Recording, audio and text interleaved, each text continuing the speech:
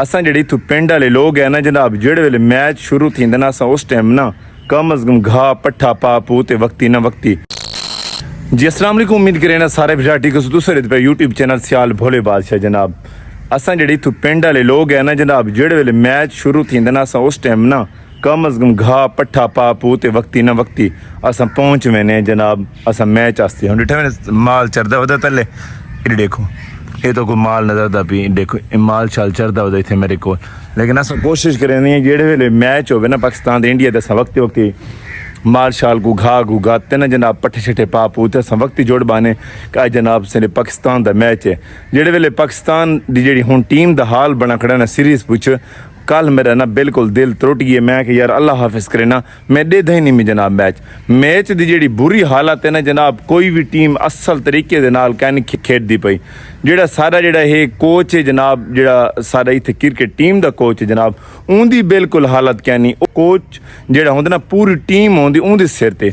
अगर जेह्ड़ी टीम दा कप्तान होंदे, अगर कप्तान सही होवे ना जेह्ड़ी पूरी टीम है वो सही होंदी। सारा जेह्ड़ा कप्तान है वो सर चपारी बब्बल खा ते ना वो को टाइम नहीं मिलता बब्बल तो बगैर और क्या करे जनाब टीम। ये अगू मैं तो स्टेडियम दे विच ना कुछ ऐसे बिरा पैन जेह्ड़े वेले मैच शुरू थी है ना ते जेह्ड़े वेले ना पहला आउट उन्हां दा थी है ना उस टाइम तुसां पहले ये वीडियो चेक करो। मेरे यार साउंड ला ते नच पंजाब ला ते जनाब से ठुमके शुमके लेंदे खड़े हन।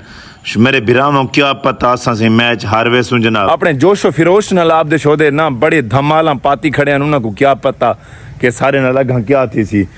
जरी हुण तुसां बई तो को वीडियो दिखे ना वो तुसां चेक करो जनाब। हुण ए मेरे बिरा हत्थां च इट्टां चाती बैठन। जेड़े वेले से मैच खत्म थी सी अगर पाकिस्तान हारा तां असां LCD भी भान देसूं। गुरबत दी वजह तो भान भी ना सकदे, वरना से आप दे ना इट्टां शिट्टां चाई बैठे आप दी ना टीवी भरन वास्ते।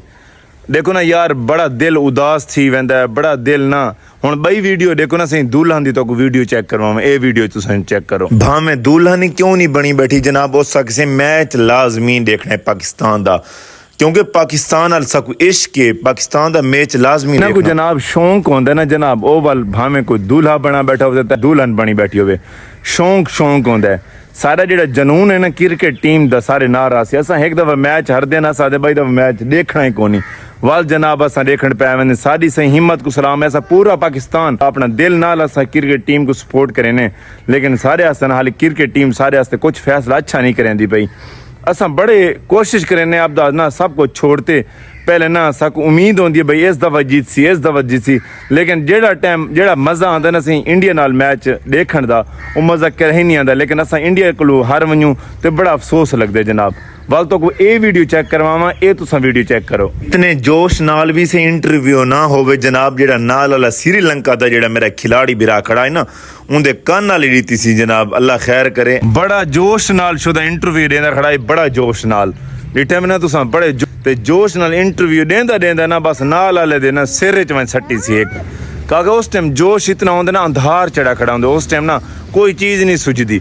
एक तो कोल मैं बई वीडियो दिखावां, वो वीडियो चेक करो जनाब। जेड़े वेले बड़ी महंगी टिकट भारते जेड़े अंदर बंदा वैंदा ना, जेड़े वेले बंदा हार ते बाहरों निकलदा ना, जेड़े वेले बंदा गेट ते बाहरों निकलदा पिया होंदा ना बस ना जनाब ये बड़ा वक्त होंदा। जेड़े वेले ना बंदा वापस गेट निकलदा पिया होंदा ना, जेड़े वेले वापस आंदा पिया होंदा मैच जेड़ा स्टेडियम में लोग इतनी टिकट भी भारते वैन, जेड़े वेले वापस आंदे पे उन्होंने तुसां वीडियो दिठी ना, जेड़े वेले मैं मैच रेदा पिया में जेड़े लोग वापस आंदे पे ना मेरे खुद दी अखियां जो आंसू आ गए जनाब।